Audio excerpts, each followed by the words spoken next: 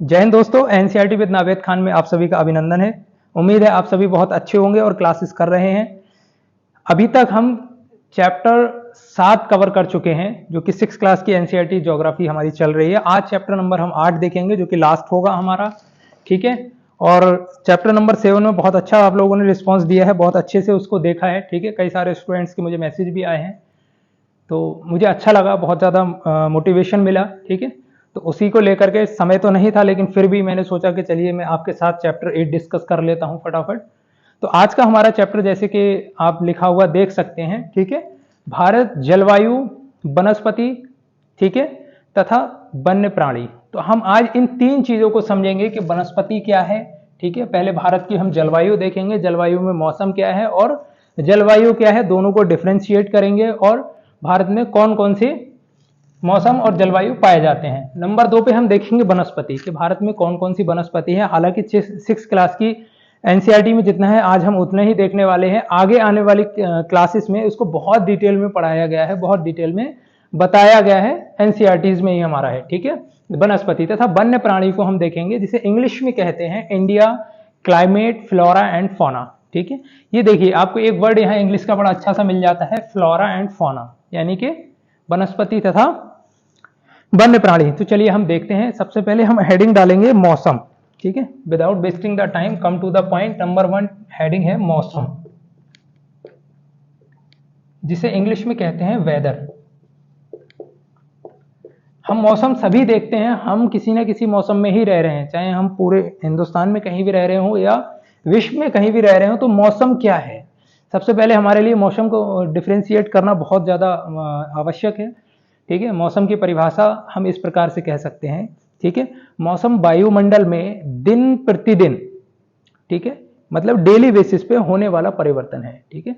वायुमंडल में हमारा जो भी परिवर्तन हो रहा है, जैसे हम कभी देखते हैं सुबह सुबह धूप निकली है, ठीक है, उसके बाद बादल आ गए तो मौसम परिवर्तन हो गया, ठंडा हो गया, बरसात हो गई, मौसम परिवर्तित हो गया, ठीक है। उसके बाद फिर गर्मी हो गई, तो ये मौसम परिवर्तन है, ठीक है।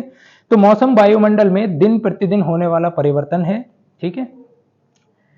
इसमें तापमान, वर्षा, जो मैंने अभी बताया, तापमान, वर्षा, सूर्य का विकिरण इत्यादि शामिल है, ठीक है। और इसका क्षेत्रीय अध्ययन किया जाता है। तो चलिए हम इसके बारे में 2-3 पॉइंट लिखेंगे, ठीक है। तो यहां लिखेंगे दिन प्रतिदिन, दिन प्रतिदिन, इसके डैश लगा करके लिख दीजिए परिवर्तन, ठीक है। बहुत शॉर्ट्स में नोट बनाएंगे हम, ठीक है। उसके बाद यहां क्या देखेंगे, तापमान, इसी के आगे लिख लीजिए चाहे, ठीक है, वर्षा, सूर्य का विकिरण,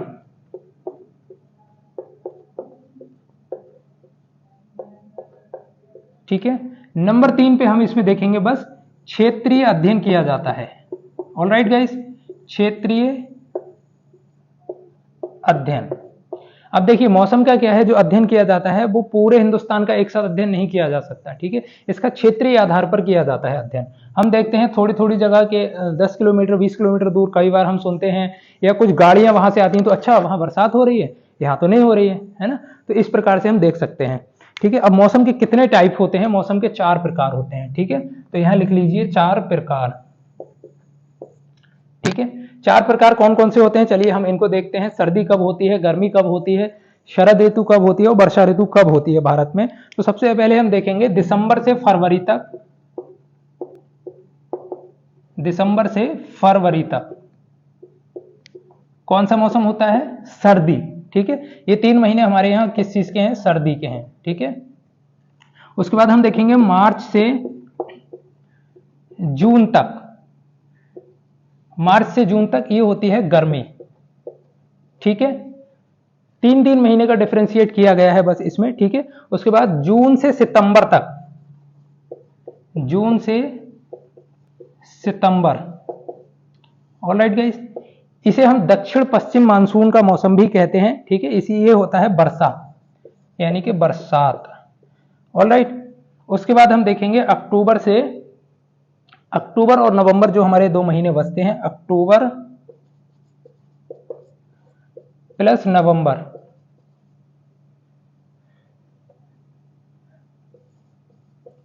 अक्टूबर प्लस नवंबर, इसे कहेंगे शरद ऋतु या पतझड़। यहां ब्रैकेट में लिख दीजिए पतझड़, ठीक है। तो ये हमारा हो गया मौसम के बारे में, ठीक है। सिर्फ इतना ही लिखना है। अगर आप इसको कॉपी पर लिख रहे हैं तो डेफिनेटली मैं श्योर हूं कि सिर्फ 2 लाइनों में आने वाली चीज है, ठीक है। इतने में ही हमने मौसम को समझ लिया, ठीक है। अभी हम, चलिए मैं इसको एक बार क्लीन कर रहा हूं फटाफट। If you want so you can take a screenshot. Alright guys, अभी हम देखते हैं जलवायु क्या है, ठीक है।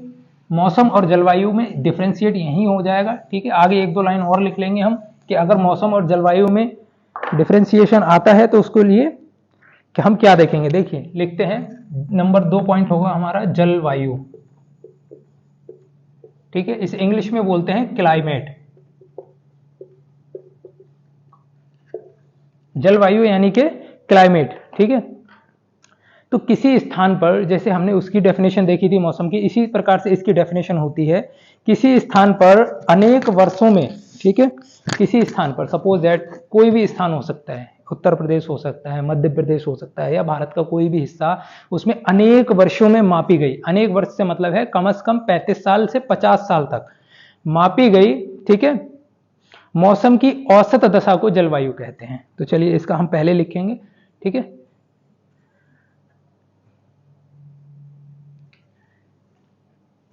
ऑलराइट गाइस, तो देखते हैं, चलिए। किसी स्थान पर अनेक वर्षों में मापी गई औसत की, मौसम की औसत दशा, ठीक है। तो यहां लिखेंगे अनेक वर्षों में मापी गई,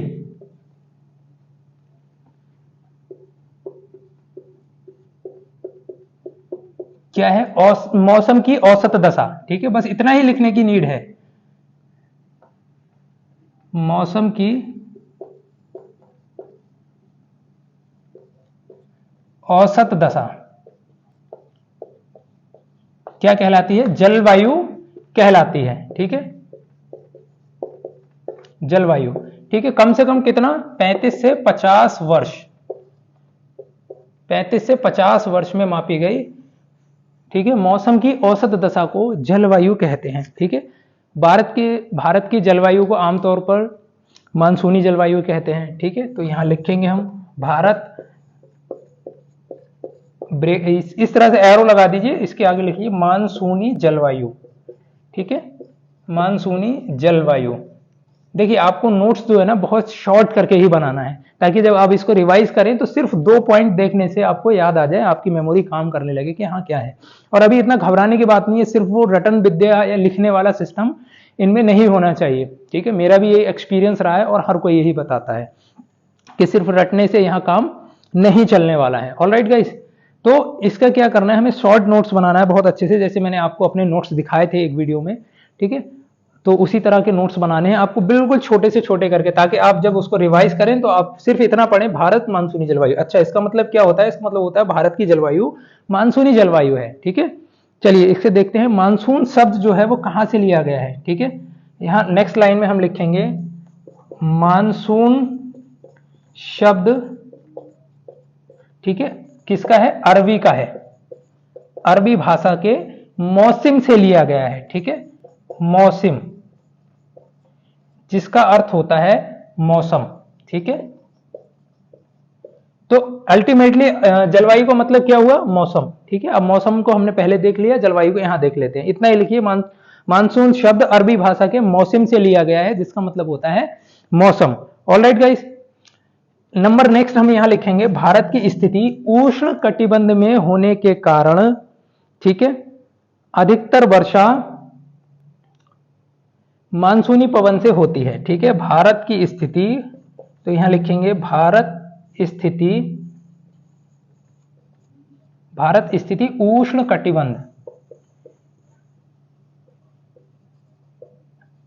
उष्ण कटिबंध, और अधिकतर वर्षा कहां से होती है, ठीक है, अधिकतर वर्षा मानसूनी पवन से होती है। इसके आगे लिखेंगे अधिकतर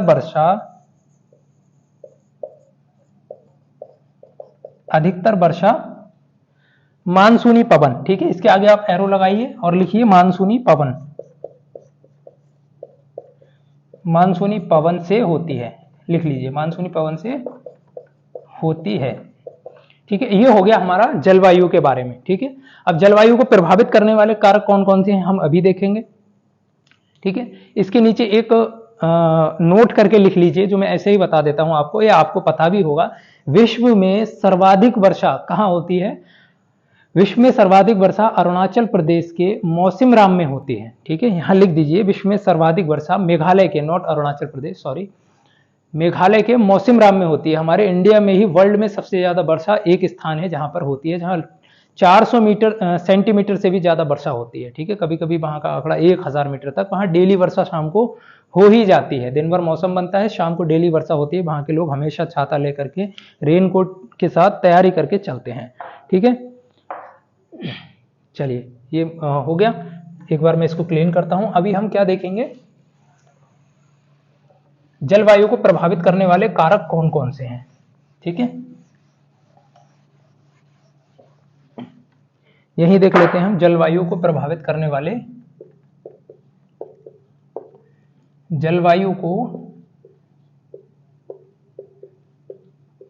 प्रभावित, हेडिंग डालिए, करने वाले कारक। देखिए इतना लंबा भी लिखने की नीड नहीं थी, जलवायु और कारक ही लिख देने से इनफ था। ठीक है, तो इसको एक बार देख लेते हैं, प्रभावित करने वाले कारक कौन कौन से हैं। ठीक है, लिखिए, अक्षांशीय स्थिति। हमने अक्षांशीय और देशांतरीय रेखाओं को पढ़ा था ना, तो अक्षांशीय स्थिति यानी कि ये वाली जो लाइन है, लेटीट्यूड लाइन, इसी से जलवायु प्रभावित होगी। ठीक है, तो नंबर 1 लिखिए, अक्षांशीय स्थिति।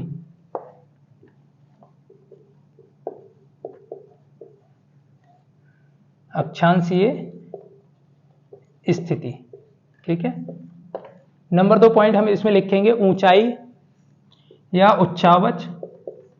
ऊंचाई क्या? समुद्र के हिसाब से। ठीक है, समुद्र तल से, किसी स्थान की समुद्र तल से कितनी ऊंचाई है, उस पे जलवायु निर्भर करती है। ठीक है, जैसे फॉर एग्जांपल अगर मैं आपको बताना चाहूं, तो अगर मान लिया समुद्र हमारे कोस्टल जो एरिया है, पूर्वी तट और पश्चिमी तट हिंदुस्तान के, जो हमारे भारत के हैं, ठीक है, उन इलाकों में क्या है कि ना ज्यादा गर्मी होती है ना ज्यादा सर्दी होती है।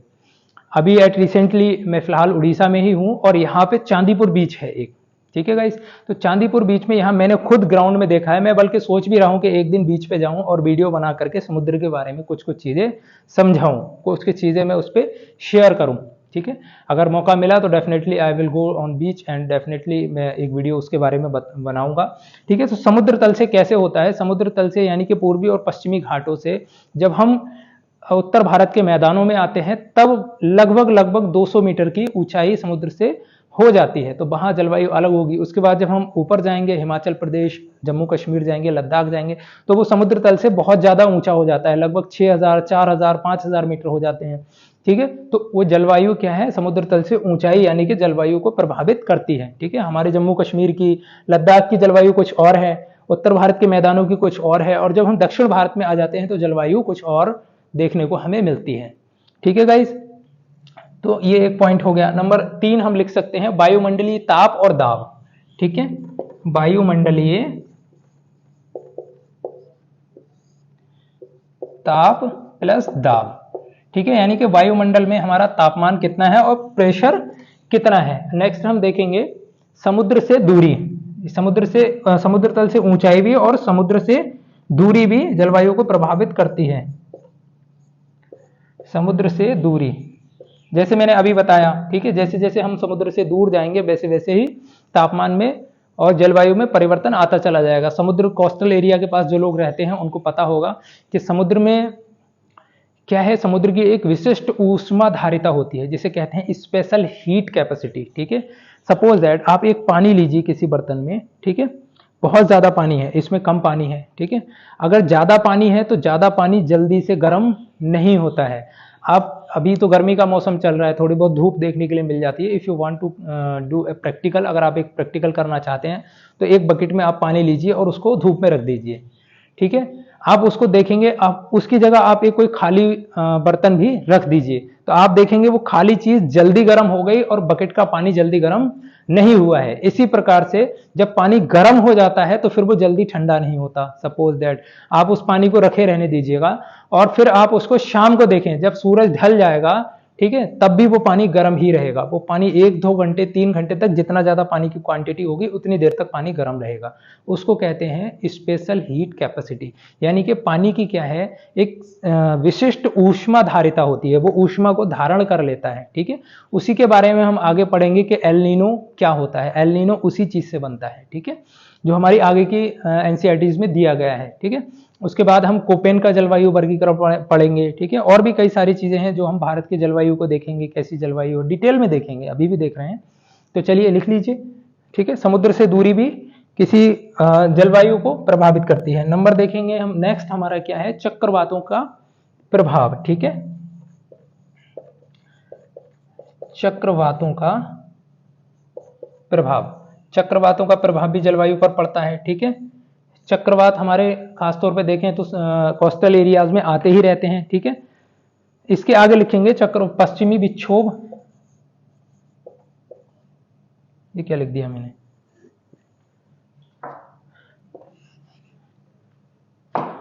पश्चिमी विक्षोभ। अभी इसके लिए इतना ही लिख लीजिए, पश्चिमी विक्षोभ क्या है हम आगे आने वाले समय में पढ़ेंगे। ठीक है, उसके बाद उष्ण कटिबंधीय चक्रवात, उष्ण कटिबंधीय चक्रवात। ठीक है, पश्चिमी विक्षोभ क्या है, उष्ण कटिबंधीय चक्रवात क्या है। अगर अब इन शब्दों से थोड़ा सा अभी फैमिलियर हो जाएंगे तो आगे आने वाली क्लासेस में ज्यादा आपको हार्ड नहीं लगेंगे। ठीक है, उसके बाद हम देखते हैं पर्वतीय स्थिति। पर्वतीय स्थिति भी तो मैटर करती है ना जलवायु में। पर्वतीय स्थिति यानी कि पर्वत के, सपोज दैट पर्वत 500 मीटर की हाइट पे भी पर्वत शुरू हो जाता है। जो लोग अगर पर्वतीय क्षेत्रों में रह रहे हैं उनको डेफिनेटली पता होगा। और 6000-8000 मीटर की ऊंचाई तक पर्वतीय स्थिति होती है। हालांकि 6000 मीटर की ऊंचाई के बाद जलवायु वनस्पति मिलना बिल्कुल बंद हो जाती है पर्वतों पर। ठीक है, ये पर्वतीय स्थिति हो गई। पर्वतीय स्थिति में पवनाभिमुख और पवनाभिमुख ये दो स्थितियां होती हैं। तो अभी आप इनके आगे सिर्फ इतना लिख दीजिए ऐसे लगा करके, पवनाभिमुख। ठीक है, इस तरह से पवनाभिमुख। ठीक है, और पवनाभिमुख, इसको थोड़ा डिफरेंशिएट कीजिए, विमुख है भिमुख है। ठीक है, अभी ये क्या होता है पवनाभिमुख और पवनाभिमुख, इसको हम आगे देखेंगे। ठीक है, चलिए एक मोटे तौर पर मैं बता देता हूं। सपोज दैट ये एक पर्वत है। ठीक है, ये एक क्या है, पर्वत है। तो पर्वत के इस तरफ वाला जो हिस्सा होगा ये पवनाभिमुख होगा, पवनाभिमुख। ठीक है, और ये वाला हिस्सा क्या होगा, पवनाभिमुख। भा यहां लग जाएगा, भिमुख। ठीक है, तो इसको हम आगे देखेंगे कि ये किस तरह से प्रभावित करता है। सपोज दैट हमारा यहाँ हिमालय पर्वत बना हुआ है। ठीक है, तो जो उत्तर भारत से जाने वाली पवनें हैं वो पवनें अपने साथ नमी लेकर के जाती हैं और हिमालय पर्वत से टकराने के बाद इस तरफ ही वर्षा हो जाती है, बादल उस पार नहीं जा पाते हैं। ठीक है, उधर से आने वाले फिर इसी प्रकार उधर से टकरा करके वर्षा हो जाती है। तो ये कुछ था, एक बहुत अच्छी सी चीजें हैं, ये बहुत अच्छे पॉइंट हैं। ठीक है, इनको लिखना है। जलवायु को प्रभावित करने वाले कारक कौन कौन से हैं। ठीक है, तो यहां हमारे क्या क्या हो गया, मौसम हो गया और जलवायु हो गई। जलवायु को प्रभावित करने वाले कारक भी हमने देख लिए। ठीक है, चलिए मैं इसको क्लीन कर रहा हूं, उसके बाद फटाफट हम आगे बढ़ते हैं।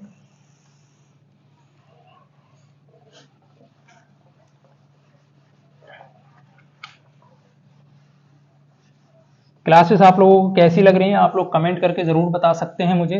क्या और इम्प्रूवमेंट की नीड है, पक्का बताइए आप। ठीक है, अगर आपको क्लासेस समझ में आ रही हैं, बोर्ड चेंज करना है, ठीक है, या लाइट वगैरह कम है, या वटएवर आपको लग रहा है कि सर ये चीज और होना चाहिए इम्प्रूवमेंट, आप कमेंट करके बताइए। मैं डेफिनेटली उसको इम्प्रूवमेंट करने का ट्राई करूंगा। ठीक है, अगर आपको वीडियो पसंद आ रही है तो वीडियो देखते देखते ही लाइक कर दिया कीजिए। ठीक है, और वीडियो जो लोग आपको लगता है कि इस वीडियो से फायदा उठा सकते हैं उनको डेफिनेटली आप शेयर कीजिए वीडियो। ठीक है, और पक्का सब्सक्राइब तो करके ही जाइए। ठीक है, हालांकि ये बोलने वाली बात नहीं होती है, लेकिन इससे बस मोटिवेशन मिलता है और कुछ नहीं है। मैंने आपको पहले वीडियो में बताया था कि मेरा मोटो क्या है। ठीक है, मेरा मोटो वीडियो बनाना है सिर्फ, बाकी ऐसा मेरा कोई मोटो नहीं है कि मेरी वीडियो अगर ज़्यादा चलेंगी तो मैं यूट्यूब से कुछ अर्न करूंगा, या ऐसा कुछ भी नहीं है मेरा मोटो। ठीक है, मैंने पहले वीडियो में इस चीज़ को डिस्कस कर लिया था, तो बार बार इस चीज़ को डिस्कस करना ठीक नहीं रहता है ना। तो चलिए देखते हैं। चलिए वायुमंडलीय अवस्थाएं हम देखेंगे। ठीक है, मौसम और जलवायु में भिन्नता हम इसी प्रकार से कह सकते हैं। ठीक है, एक बार चलिए लिख लीजिए मोटा मोटा सा, मौसम तथा जलवायु में भिन्नता, यानी कि अलग अलग कैसे हैं। ठीक है, मौसम तथा जलवायु भिन्नता, हेडिंग डाल लीजिए, मौसम तथा जलवायु भिन्नता कैसे है। ठीक है, एक तरफ लिख लीजिए मौसम, एक तरफ लिख लीजिए जलवायु।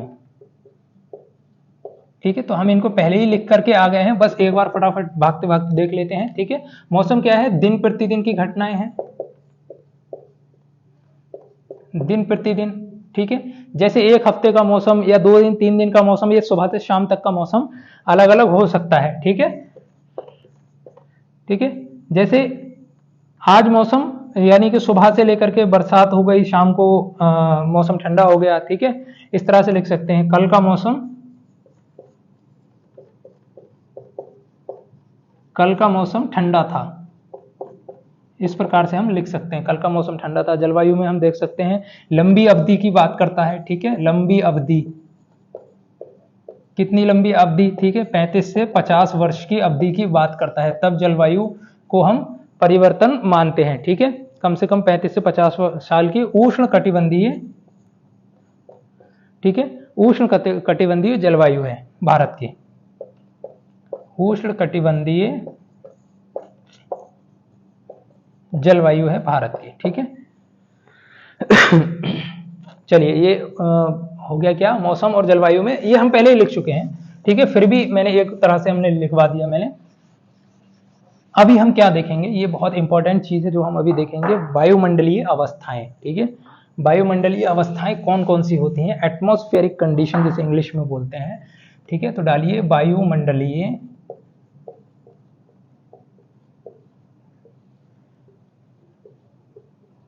अवस्थाएं।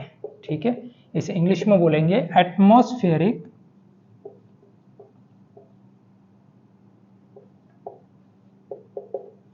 कंडीशन। ठीक है, एटमॉस्फेरिक कंडीशन, यहां देख लेंगे CO, तो डाल लीजिए एटमॉस्फेरिक कंडीशन कौन कौन सी होती हैं। नंबर 1 हम देखेंगे, यानी कि वायुमंडल में कौन कौन सी अवस्थाएं होती हैं, तापमान।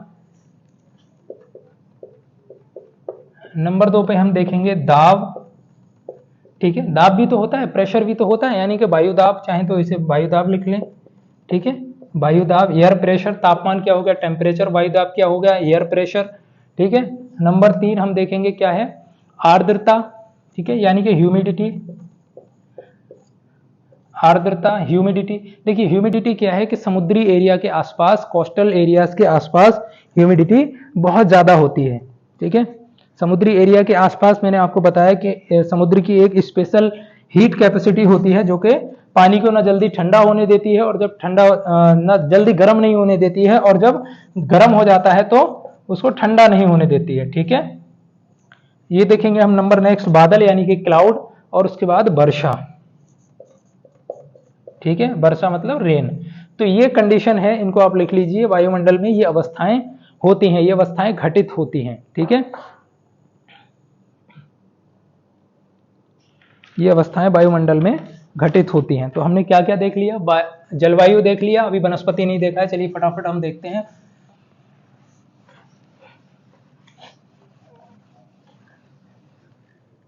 ठीक है, बाकी अगर नंबर नेक्स्ट हम डालेंगे ग्रीष्म ऋतु। ठीक है, ग्रीष्म ऋतु। चलिए मैं ऐसे ही मोटा मोटा आपको एक बार थोड़ा सा बता देता हूँ, आई डोंट थिंक के लिखने की नीड नहीं है, क्योंकि क्लास को हमें जल्दी फिनिश करना है। ठीक है, ग्रीष्म ऋतु में क्या है, ग्रीष्म ऋतु में मौसम में, ग्रीष्म ऋतु के मौसम में जो है वो सूर्य की किरणें पृथ्वी पर सीधी पड़ती हैं। ठीक है, यानी कि 21 जून को, जैसे चैप्टर नंबर हमने 3 देखा था। ठीक है, पृथ्वी की गतियां हैं, आई थिंक चैप्टर नंबर 3, उसमें हमने देखा था कि पृथ्वी एक इस तरह का हमने चित्र बनाया था कि ये सन है। ठीक है, पृथ्वी किस प्रकार से इसके चारों ओर अपनी परिधि में घूम रही है। ठीक है, तो इसको हमने देखा था इस प्रकार से बना करके। अगर आपने वो वीडियो नहीं देखी है तो चैप्टर नंबर 3 जा करके देखिए, आपको बहुत अच्छे से समझ आ जाएगा कि मौसम किस प्रकार से परिवर्तित होता है। ठीक है, कि सूर्य की किरणें कब कहाँ पड़ रही हैं, बहुत अच्छे से आपको समझ में आ जाएगा। इस प्रकार से जब सूर्य की किरणें पड़ती हैं तो कौन से हेमिस्फीयर में, अब देखिए दोबारा मैं बनाऊंगा तो फिर वही है कि टाइम वेस्ट होगा, टाइम वेस्ट करने से कोई फायदा नहीं है। ठीक है, तो गर्मी के मौसम में सूर्य की किरणें सीधी पड़ती हैं 21 जून को। ठीक है, तापमान बहुत अधिक हो जाता है, दिन के समय शुष्क एवं गर्म पवनें बहती हैं जिसे लू कहते हैं। तो चलिए नंबर 1 डाल लीजिए, ग्रीष्म ऋतु। ठीक है, ग्रीष्म ऋतु में आप लिखिए सूर्य की किरणें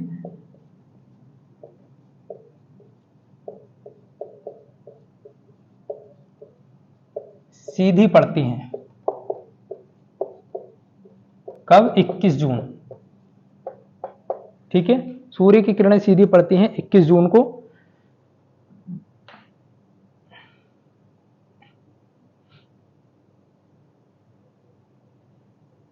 ठीक है, कहां पड़ती हैं? भारत में, यानी कि हम एक बार ग्लोब से यहां देखना चाहेंगे। ठीक है, सपोज दैट ये हमारी पृथ्वी है, ये हमारा भारत है। ठीक है, तो सूर्य की किरणें सीधे यहां पड़ती हैं। ठीक है, अगर सूर्य ऐसे है तो यहां पड़ेंगे। ठीक है, डायरेक्ट, यानी कि हमारे भारत के ऊपर सूर्य की किरणें पड़ती हैं। और भारत हमारा क्या है आपको पता है, उत्तर पूर्वी गोलार्ध में है। ठीक है, 21 जून को उत्तर पूर्वी गोलार्ध में, देखिए मैं आपको एक बार यहां इस चीज को समझाना चाहूंगा थोड़ा सा। ये क्या हो गया? ठीक है, हमारी पृथ्वी हो गई, ये हो गया नदर्न हेमिस्फीयर, ये हो गया सदर्न हेमिस्फीयर। ठीक है, ये हो गया ईस्टर्न हेमिस्फीयर, ये हो गया वेस्टर्न हेमिस्फीयर। ठीक है, अब भारत हमारा कहाँ है? यहाँ लोकेटेड है हमारा भारत। ठीक है, अब सन कहाँ है? यहाँ है। तो यहाँ से हम देखेंगे कि सूर्य की किरणें इस प्रकार से सीधे यहाँ पड़ रही हैं। ऑलराइट, ये दशा कब होती है? 21 जून को। ठीक है, ये दशा होती है। आपको समझ आया? तो इस प्रकार से होती है, 21 जून को सूर्य की किरणें सीधी पड़ती हैं। ठीक है, जिससे भारत का तापमान बढ़ जाता है। ऑलराइट, दिन के समय गर्म लू, यानी कि गर्म पवनें चलती हैं जिनको लू कहते हैं। ठीक है, दिन के समय शुष्क एवं गर्म पवनें चलती हैं। ठीक है, इतना ही लिखिए, जिनको क्या कहते हैं? लू कहते हैं। ठीक है, जिनको लू कहते हैं। तापमान बहुत अधिक बढ़ जाता है। ठीक है, तापमान क्या होता है? बढ़ जाता है। इस प्रकार का एक सिंबल बना लीजिए, तापमान बढ़ जाता है, यानी कि ये बढ़ना हो गया और ये घटना हो गया। ऑलराइट, तो तापमान बढ़ जाता है, गर्मी, ये ग्रीष्म ऋतु होती है। ठीक है, नेक्स्ट हम देखेंगे क्या है? वर्षा ऋतु या दक्षिण पश्चिम मानसून। ठीक है, तो यहां नेक्स्ट हेडिंग डालिए, वर्षा ऋतु। वर्षा ऋतु कैसे होती है देखेंगे फटाफट। वर्षा ऋतु ये मानसून के आने तथा आगे बढ़ने का सॉरी मानसून के आने तथा आगे बढ़ने का मौसम है। ठीक है,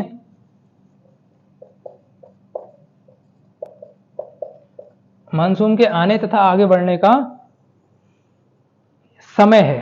ठीक है, मौसम नहीं है, समय है। ठीक है, मानसून के आने तथा आगे बढ़ने का समय है, लिख लीजिए। उसके बाद इस समय पवन बंगाल की खाड़ी से, ठीक है, बंगाल की खाड़ी को हमने पहले ही देख रखा है, अरब सागर की ओर बहती है, यानी कि पवन इस तरफ से इस तरफ जाती है। हमने देखा है यहाँ हमारे हिंदुस्तान है, सपोज दैट ये हमारा हिंदुस्तान है। ठीक है, यहाँ बंगाल की खाड़ी है, यहाँ अरब सागर, यहाँ दक्षिण हिंद महासागर है।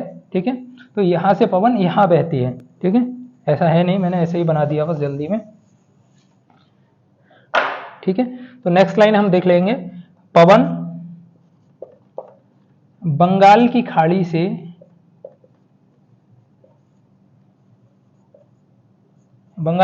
कहां बहती है? अरब सागर। ठीक है, लिख लीजिए, अरब सागर की ओर बहती है।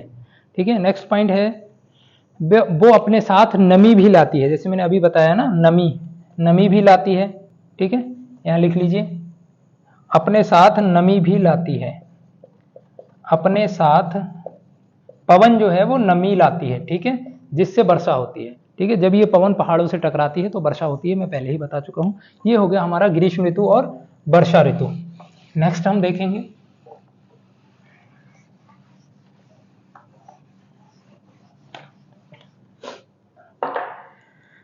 शरद ऋतु या मानसून के लौटने का मौसम, ठीक है, इसको हम देख लेंगे। शरद ऋतु, इसको हमने पतझड़ भी कहा था, ठीक है।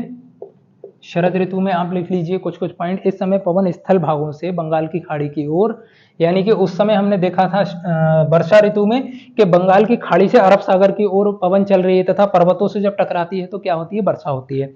इसीलिए पर्वतों पर बर्फ गिर जाता है, क्योंकि वहां टेम्परेचर कम होता है और बादल में पानी होता है। तो जब वो पानी नीचे आता है तो फिर वो लिक्विड की फॉर्म में नहीं आता है, वो बर्फ की फॉर्म में आता है, ठीक है। तो चलिए देखते हैं हम शरद ऋतु में क्या होता है। इस समय पवन क्या है, पर्वतों से बंगाल की खाड़ी,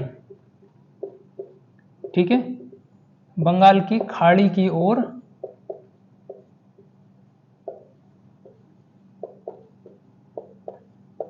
बहती है, ठीक है, लिख लीजिए। इस समय पवन क्या है, पर्वतों से बंगाल की खाड़ी की ओर बहती है।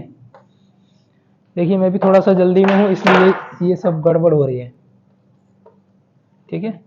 बंगाल की खाड़ी की ओर बहती है। ये मानसून के लौटने का मौसम होता है। नेक्स्ट लाइन लिख लीजिए, मानसून के मौसम लौटने का ये मानसून के लौटने का मौसम होता है, ठीक है। भारत की स्थिति, ठीक है, भारत के दक्षिणी भागों विशेषकर तमिलनाडु तथा आंध्र प्रदेश तक इस मौसम में वर्षा होती है, ठीक है। दक्षिण भारत में इस मौसम में वर्षा ज्यादा होती है। तो चलिए अब हम नेक्स्ट देखेंगे अपनी वनस्पति, ठीक है। अभी तक हमने क्या देखा था, जलवायु, वनस्पति तथा वन्य प्राणी। अब हम वनस्पति को बहुत जल्दी कवर कर लेंगे, ठीक है। वनस्पति में लिखिए प्राकृतिक वनस्पति,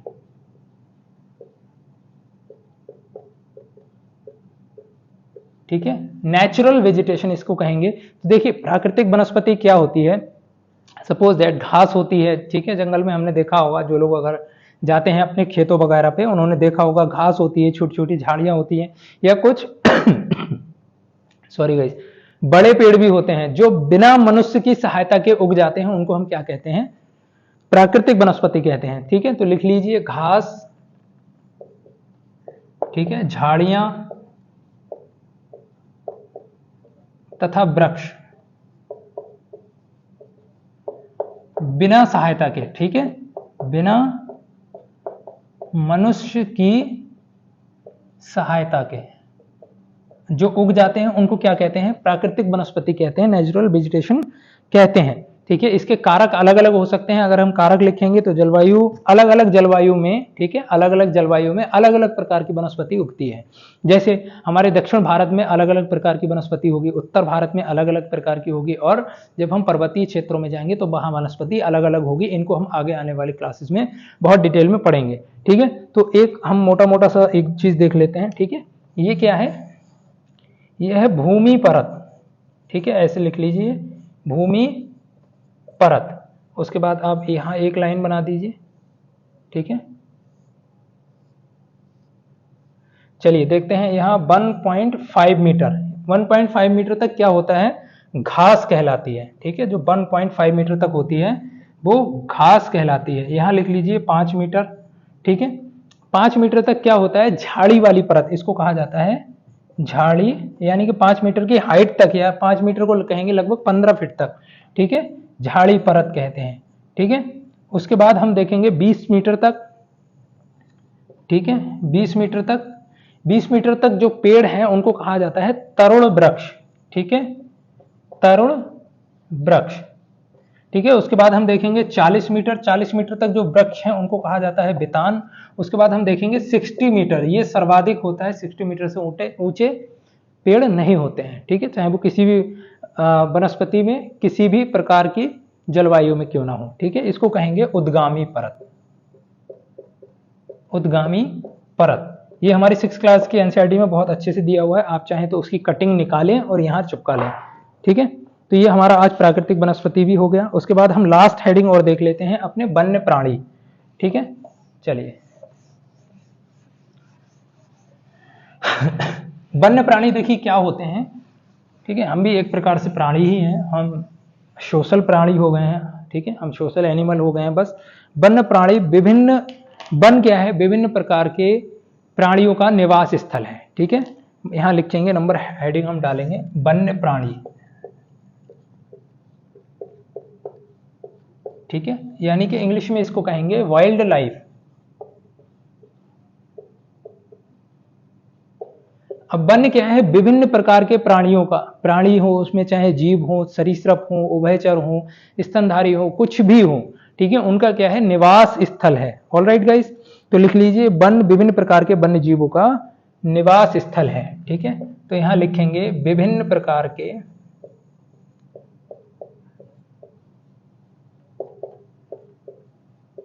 वन्य जीवों, ठीक है, क्या है? निवास स्थल।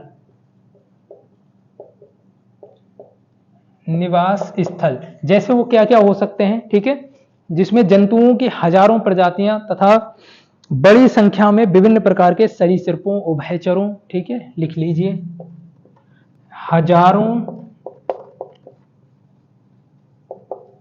प्रकार की जीव जंतु, ठीक है, प्रकार के जीव जंतु, हजारों प्रकार के जीव जंतु, जंतुओं का निवास।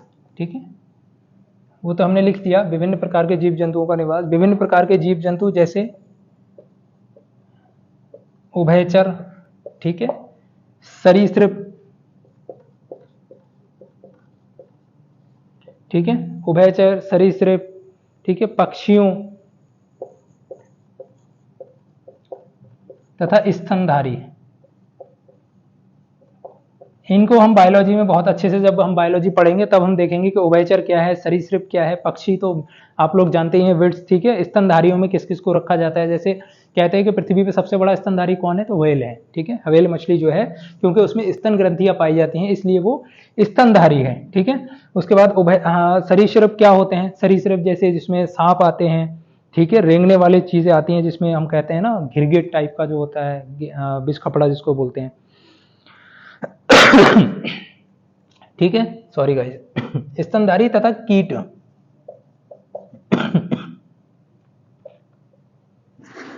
चलिए इसका स्क्रीनशॉट ले लीजिए एक बार।